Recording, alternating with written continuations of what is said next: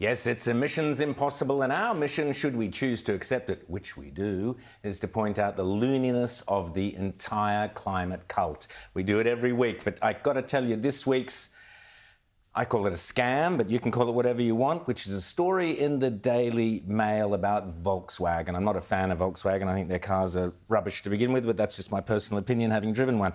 But if you thought, wait for this story, if you thought paying a monthly subscription to the likes of Netflix, Amazon Prime Video and YouTube to avoid adverts was bad, Volkswagen is now charging a recurring fee to unlock the full power of customers' electric vehicles. The German automotive giant has added a monthly subscription to release the full performance from some of its ID.3 electric hatchback variants. James, this is deeply, deeply sinister stuff. So you've got to pay a subscription to get you your buy car. the car. You buy the car. You buy the car, and then, but we all know, and regular viewers of this program will know exactly where this is going. You will own nothing, and you will be happy. This is the Klaus Schwab WEF subscription model, where we don't actually own anything. You don't own a car, you lease it, and then you lease all the features on it. If you want to, have that extra passing power, you gotta put in another $20 a month. This is so sinister. You know why companies love this, and you also know why companies are getting backlash to it. They're not the first ones, by the way, to try this. I think Mercedes tried something like this. Why is it always the Germans? They are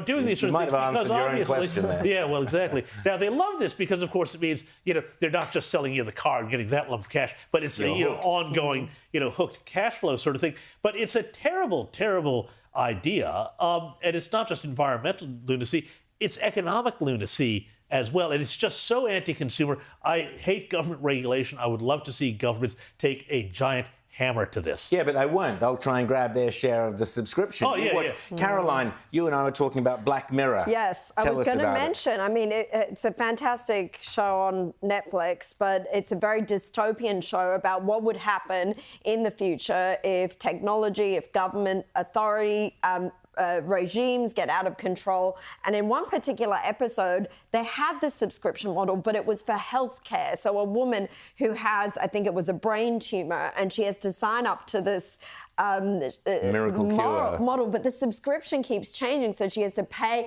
more and more if she doesn't want to have to randomly spurt out advertisements every few minutes that are out of her control. So to be free of advertisements, she has to pay this exorbitant fee to be normal and healthy.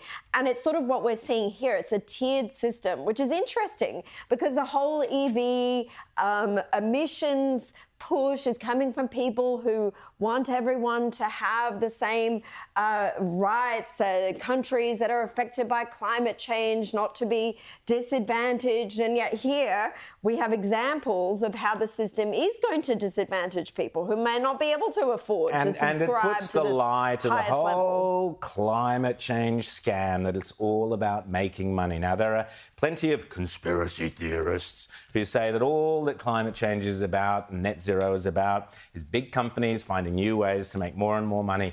Volkswagen, thank you for revealing to us exactly what is going on and exactly what this scam is all about. No surprises from that company.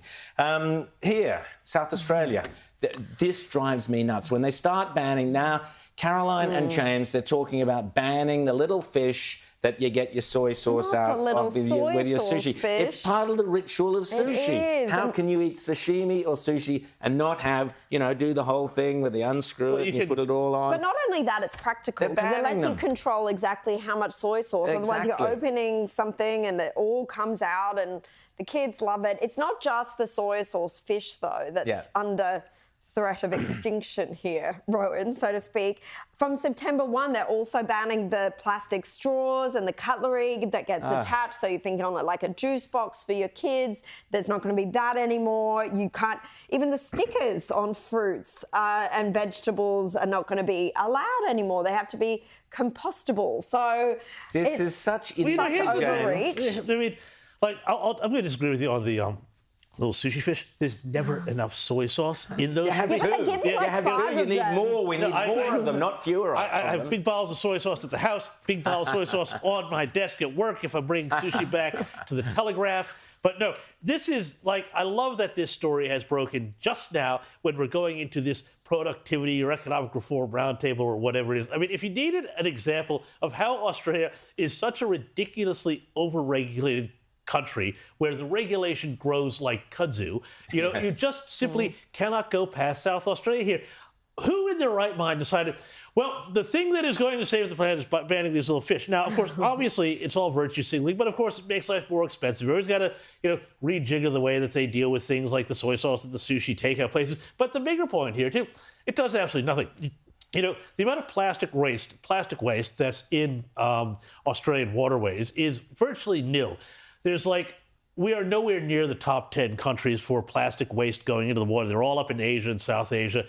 It's not a problem here. They're solving a non-problem to look good, but at the meantime, they're imposing yet another cost on business, another inconvenience on people. It's just, this is what's wrong with this country. Absolutely. And two things I want to quickly cover. Indonesia is starting to make moves towards going nuclear. Good. So that's, Australia, of course, lagging behind. Even Indonesia, just to our north, recognises, hang on, we've got to start going nuclear. So there's a story about that. Also, full marks to Pauline Hanson's One Nation for drawing everybody's attention to yet another failure in the Chris Bowen world of EV electric stuff. A battery manufacturer has fallen into administration, Caroline. Yes, shock horror. This was supposed to be the answers to our energy crisis, renewable energy targets, but Energy Renaissance, which is headquartered near Newcastle in New South Wales, they had administrators appointed this week. And I mean, it's just another example of how this is not, it's not economical unless it's heavily subsidised. Well, that's the thing. So do you think at the round table they'll be talking about the complete failure of Chris Bowen's energy policy, the complete disaster across this country? Maybe you could put that on the agenda at your round table, your lazy Susan of communist ideas that you're going to be sitting there having Jim Chalmers. Well, I mean, with no soy sauce bottles. Well, Jim Chalmers earlier today said, we're very sensitive to, anything that might cut across other portfolios. So the answer is no. Of course not. Yeah, so the answer is no.